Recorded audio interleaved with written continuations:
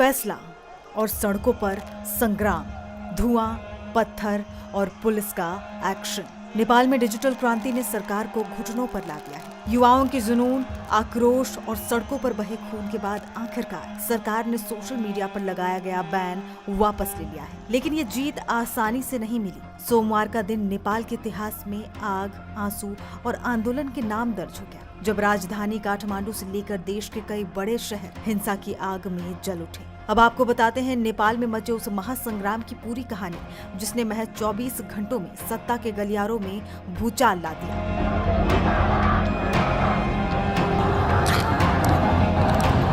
ये कहानी है नेपाल की जेन ज़ी, यानी उस युवा पीढ़ी की जिसकी दुनिया सोशल मीडिया के इर्द गिर्द घूमती है। सरकार के एक फैसले ने उनसे उनकी आवाज छीन ली और फिर जो हुआ वो सबके सामने है।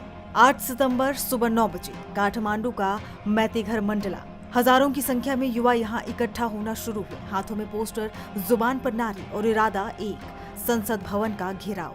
शुरुआत शांतिपूर्ण थी, लेकिन हवा में तनाव घुल चुका था। सुबह 10 से 12 बजे जैसे ही भीड़ संसद की तरफ बढ़ी, शांतिपूर्ण मार्च जंग के मैदान में तब्दील हो गया। पुलिस ने प्रदर्शनकारियों को रोकने के लिए वाटर कैनन और आंसू गैस के गोले दागे। जवाब में पत्थरबाजी हुई और इसी हंगामे के बीच गुस्साई भीड़ ने एक एम्बुलेंस को भी आग के हवाले कर दिया। दोपहर 12 से 2 बजे जब टूटी सारी हदें। दोपहर होते होते हालात बेकाबू हो गए। प्रदर्शनकारियों का एक जत्था सुरक्षा घेरा तोड़कर संसद भवन की दीवार फांदकर अंदर घुस गया। ये सरकार के लिए खतरे की घंटी थी। तुरंत जवाबी कार्रवाई हुई। पुलिस ने रबर बुलेट्स चलाई, जिससे कई लोग घायल हो गए। आनंद फानन में काठमांडू समेत कई शहरों में कर्फ्यू का ऐलान कर दिया गया। प्रधानमंत्री आवास समेत सभी संवेदनशील इलाकों को सील कर सेना को तैनात कर दिया गया और देखते ही गोली मारो यानी शूट एट साइट के आदेश जारी कर दिए गए। शाम 4 से 6 बजे जब पूरे देश में आग फैली। काठमांडू में लगी ये आग अब पोखरा, विराटनगर, भरतपुर और नेपालगंज जैसे बड़े शहरों तक फैल चुकी थी।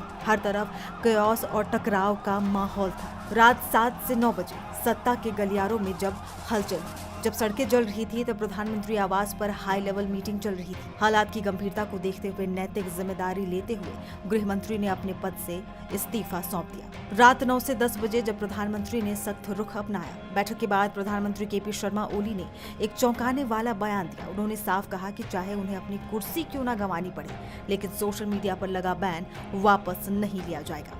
इस ऐलान ने आग में घी का काम किया। लगा कि अब टकराव और बढ़ेगा। देर रात 12 से 1 बजे कहानी में आया सबसे बड़ा मोड़। हालांकि आधी रात होते होते कहानी पूरी तरह पलट गई। जिस सरकार ने कुछ घंटे पहले तक झुकने से इनकार कर दिया था, उसी सरकार ने अचानक सोशल मीडिया पर लगा बैन हटाने का ऐलान कर दिया। संचार मंत्री पृथ्वी सुब्बा गुरुंग ने खुद इसकी घोषणा की और प्रदर्शनकारियों से अपना आंदोलन वापस लेने की अपील की। तो सवाल ये कि महज 3 घंटे में ऐसा क्या हुआ कि प्रधानमंत्री को अपना फैसला बदलना पड़ा? क्या ये सड़कों पर उतरे युवाओं के दबाव का असर था, या फिर बंद दरवाजों के पीछे कोई और राजनीतिक खिचड़ी पक रही थी? कारण जो भी हो, लेकिन नेपाल के इस घटनाक्रम ने एक बार फिर साबित कर दिया है कि आज के डिजिटल युग में लोगों की आवाज को लंबे समय तक दबाया नहीं जा सकता। ये जेन ज़ी की जीत है, जिसने दिखा दिया कि वर्चुअल दुनिया की आजादी के लिए वो असल दुनिया में कोई भी जंग लड़ने को तैयार है।